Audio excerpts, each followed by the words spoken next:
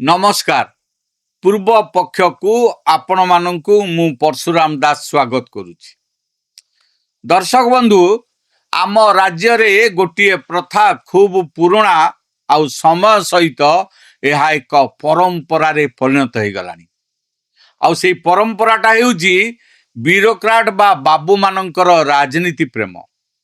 आपण मु आउ आम ओडिशार कोटी कोटी साधारण लोक माने जो टिकस बा टैक्स दियंती सेही पैसा रे एई बाबू माने जीवनर प्राय 60 रु 65 वर्ष पर्यंत सरकारी गाड़ी बंगला नालीबती आउ क्षमतार मौज मजलिस उपभोग करिवा परे हठात दिने एई बाबू मानकर निद भांगे। चाकरी सरीवा क्षणी सेमानंकु मने पड़े जनसेवा कथा, ओडिशार विकास कथा। यह पछरे प्रकृत सत्य कौन कौन यह प्रकृत रे जनसेवा ना निजर क्षमता भोगर अधूरा आकांक्षा को राजनीति जरिया रे पूरण करिवार एक सुचिंतित चाल। ओडिशा राजनीतिर इतिहास खोलिले एमिति अनेक उदाहरण मिलिबो। किंतु आज आमे जो चरित्र विषय आलोचना करने को जाउछु से चरित्रटी ओडिशा प्रशासनर सबुठु पावरफुल चेहरा मानक भितरु जणे। से हेउछंती राज्यर पूर्वतन मुख्य शासन सचिव तथा ओईआरसी रो पूर्वतन अध्यक्ष प्रदीप जेना। राजनीतिक महल रे एबे जो बड़ चर्चा चलीछि ताहा हैला प्रदीप जेना खूब शीघ्र बिजु जनता दल बा बीजेडी रे शामिल हेबाकू जाउछन। जेउ बीजेडी को ओडिशा लोक माने बाबू मानक दल बोली आक्षेप करंती सेही दलर कानी धरी प्रदीप जेना निजर नुआ राजनैतिक इनिंग्स आरंभ करने को जाउथिबा नहीं संकेत मिललानी। आज पॉलिटिकल भागवत रे आमे एही घटनार पूरा पोस्टमार्टम करिबा। आपण माने देखुतांतु पूर्व पक्ष। मोर आपण मानकु अनुरोध आम चैनल को लाइक करंतु, सब्सक्राइब करंतु आ बंधु मानक सहित अधिक रु अधिक शेयर करंतु।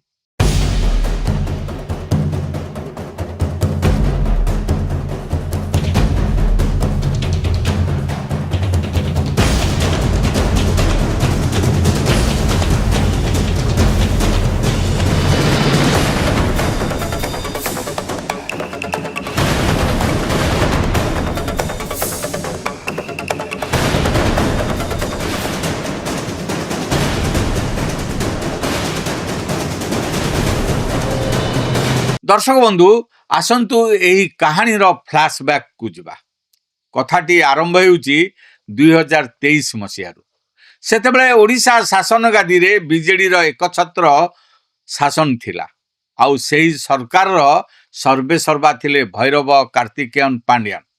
प्रशासनिक कॉरिडोर रे जो चर्चा हेउची ता अनुसार प्रदीप जेना थिले पांड्यानकर अति घनिष्ठ एवं विश्वस्त सहयोगी। जेतेबेले मुख्य शासन सचिव बा चीफ सेक्रेटरी पद पई चयन प्रक्रिया चलिला सेतेबेले प्रदीप जेना उपरे आउ 4 जन वरिष्ठ आईएएस अफसर थिले।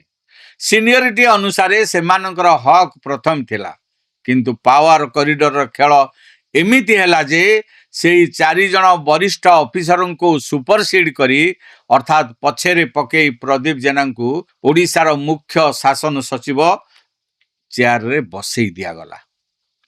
प्रदीप जेना उपरे तत्कालीन सरकार एते प्रसन्न थिले जे केवल मुख्य शासन सचिव पद देले नाही, बरं तांकर अवसर समय आसीबा परे दुई थर चाकरी काल वृद्धि करथिले। अर्थात सरकार चाहुथिले जे कौनसी परिस्थिति रे प्रदीप जेना क्षमतार केंद्र बिंदु रे रुहंतु, किंतु राजनीति एवं समय सबु बेले समान रहे नाही। 2000 साधारण निर्वाचन आसिला। ओडिशा रे 24 वर्षर बीजेडी शासनर अंत घटिला। मोहन चरण माझी नेतृत्व रे बीजेपी सरकार क्षमता को आसिला। आलोचना अनुसार बा जहाँ शुणा जाउची ओडिशा रे बीजेपी सरकार गठन हेबा परे मध्य प्रदीप जेना निजर चाकरी काल को आउ थरे बढ़ेबा को इच्छा रखिथिले, किंतु नुआ सरकार तांकु से सुजोग देबा को चाहू नथिला। परवर्ती समय रे तांकु राज्य विद्युत नियामक आयोग अर्थात ओईआरसी रो अध्यक्ष भावे नियुक्ति मिलिला। यह एक सांविधानिक एवं स्वाधीन पदवी। ओडिशार लक्ष लक्ष विद्युत उपभोक्ता स्वार्थ रक्षा करने ଏହି ଆସନର ମୂଳ କାମ। କିନ୍ତୁ 2026 ମଇ 25 ତାରିଖରେ ହଠାତ୍ ଏକ ବଡ଼ ଖବର ଆସିଲା। ନିଜର କାର୍ଯ୍ୟକାଳ ସରିବା ପୂର୍ବରୁ ହିଁ ପ୍ରଦୀପ ଜେନା ବ୍ୟକ୍ତିଗତ କାରଣ ଦର୍ଶାଇ OERC ଅଧ୍ୟକ୍ଷ ପଦରୁ ଇସ୍ତଫା ଦେଇଦେଲେ। ବାସ୍, ଇସ୍ତଫା ପରେ ଓଡ଼ିଶାରେ ଯେଉଁ ହାଇ ଡ୍ରାମା ଦେଖିବାକୁ ମିଳିଲା ତାହା ବେଶ୍ ମଜାଦାର ଥିଲା। ହଠାତ୍ ଆମ ରାଜ୍ୟର କିଛି ଆଗ ଧାଡ଼ିର ସୂଚନା ଅଧିକାର କର୍ମୀ, କିଛି ସଂଗଠନ ପ୍ରଦୀପ ଜେନାଙ୍କ ସମର୍ଥନରେ ବାହାରି ପଡ଼ିଲେ। ତାଙ୍କୁ ଓଡ଼ିଶାର ଜଣେ ମହାନ ଜନନାୟକ କିମ୍ବା ଗରିବଙ୍କ ମସିହା ଭାବେ ଚିତ୍ରିତ କରିବାକୁ ଚେଷ୍ଟା କରାଗଲା। ଏଭଳି ପରିବେଶ ତିଆରି କଲା ଯେ ଯେପରି ପ୍ରଦୀପ ଜେନା OERCରୁ ଚାଲିଗଲେ ଓଡ଼ିଶାର ବିଦ୍ୟୁତ୍ ଉପଭୋକ୍ତାମାନେ ବଡ଼ କ୍ଷତିର ସମ୍ମୁଖୀନ ହେବେ। ବିଦ୍ୟୁତ୍ କମ୍ପାନୀଗୁଡ଼ିକ ଲୋକଙ୍କୁ ଶୋଷଣ କରିବେ। ଏପରିକି ରାଜ୍ୟ ବିଦ୍ୟୁତ୍ ଉପଭୋକ୍ତା ମହାସଂଘ ଏହାକୁ ନେଇ ରାଜ୍ୟବ୍ୟାପୀ ଆନ୍ଦୋଳନର ଡାକରା ମଧ୍ୟ ଦେଇଦେଲା। କିନ୍ତୁ ଏହି ସହାନୁଭୂତି ପଛରେ ଯେ ଏକ ବଡ଼ ରାଜନୈତିକ ଗୋଟି ଚାଳନା ଚାଲିଥିଲା ତାହା ମାସେ ନ ପୂରୁଣୁ ପଦାକୁ ଆସିଯାଇଛି। ଇସ୍ତଫା ଦେବାର ଠିକ୍ ମାସେ ଭିତରେ ପ୍ରଦୀପ ଜେନା ନିଜର ଅସଲ ରାଜନୈତିକ ରଙ୍ଗ ଦେଖାଇବା ଆରମ୍ଭ କରିଦେଇଛନ୍ତି। ଘଟଣାଟି ହେଉଛି କେନ୍ଦ୍ରାପଡ଼ା ଜିଲ୍ଲାର ମହାକାଳପଡ଼ା ବ୍ଲକରେ ଥିବା ବହୁ ଚର୍ଚ୍ଚିତ ତିଖିରି ଗ୍ରାମ ପଞ୍ଚାୟତକୁ ନେଇ। ବର୍ତ୍ତମାନର ମୁଖ୍ୟ ଶାସନ ସଚିବ ଅନୁ ଗର୍ଗ ଏହି ପଞ୍ଚାୟତରେ ହୋଇଥିବା କାର୍ଯ୍ୟର ଏକ ବଡ଼ ସାମାଜିକ ଅଡିଟ୍ କରିବା ପାଇଁ ନିର୍ଦ୍ଦେଶ ଦେଇଛନ୍ତି। ଅଫିସିଆଲ ସ୍ତରରେ ଏହି ଅଡିଟ୍ ପ୍ରକ୍ରିୟା ଚାଲିଥିବା ବେଳେ ହଠାତ୍ ଜଣେ ପୂର୍ବତନ ମୁଖ୍ୟ ଶାସନ ସଚିବ ଭାବେ ପ୍ରଦୀପ ଜେନା ଏହା ଉପରେ ନିଜର ପ୍ରତିକ୍ରିୟା ରଖିଛନ୍ତି, ଯାହା ସମସ୍ତଙ୍କୁ ଚକିତ କରିଦେଇଛି। ପ୍ରଦୀପ ଜେନା ନିଜ ସୋସିଆଲ ମିଡ଼ିଆ ଆକାଉଣ୍ଟରେ ଲେଖିଲେ, କେବଳ ତିଖିରି ପଞ୍ଚାୟତ କାହିଁକି? ଯଦି ଅଡିଟ୍ କରିବାର ଅଛି ତେବେ ସାରା କେନ୍ଦ୍ରାପଡ଼ା ଜିଲ୍ଲାର କାହିଁକି କରାଯାଉନାହିଁ? ଏବେ ପ୍ରଶ୍ନ ଉଠୁଛି, ଜଣେ ଅବସରପ୍ରାପ୍ତ ଅଫିସର ଯିଏ କିଛି ଦିନ ଆଗରୁ ବିଦ୍ୟୁତ୍ ଗ୍ରାହକଙ୍କ ସ୍ୱାର୍ଥ ପାଇଁ କାନ୍ଦୁଥିଲେ, ସେ ହଠାତ୍ କେନ୍ଦ୍ରାପଡ଼ାର ଗୋଟିଏ ନିର୍ଦ୍ଦିଷ୍ଟ ବ୍ଲକ ଏବଂ ପଞ୍ଚାୟତର ପ୍ରଶାସନିକ ନିଷ୍ପତ୍ତି ଉପରେ ଏତେ ଆଗ୍ରହ କାହିଁକି ଦେଖାଉଛନ୍ତି? ସେ କାହିଁକି ସରକାରଙ୍କୁ ଘେରିବାକୁ ଚେଷ୍ଟା କରୁଛନ୍ତି? ଏହି ମନ୍ତବ୍ୟ ପଛର ଗୂଢ଼ ରହସ୍ୟ ହେଉଛି ରାଜନୀତି।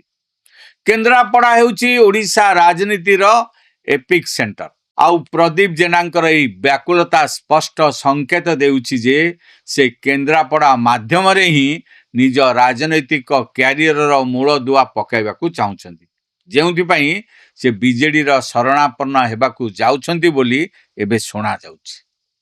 ଓଡ଼ିଶାରେ ବ୍ୟୁରୋକ୍ରାଟ ମାନେ ନେତା ହେବା କିଛି ନୂଆ କଥା ନୁହେଁ।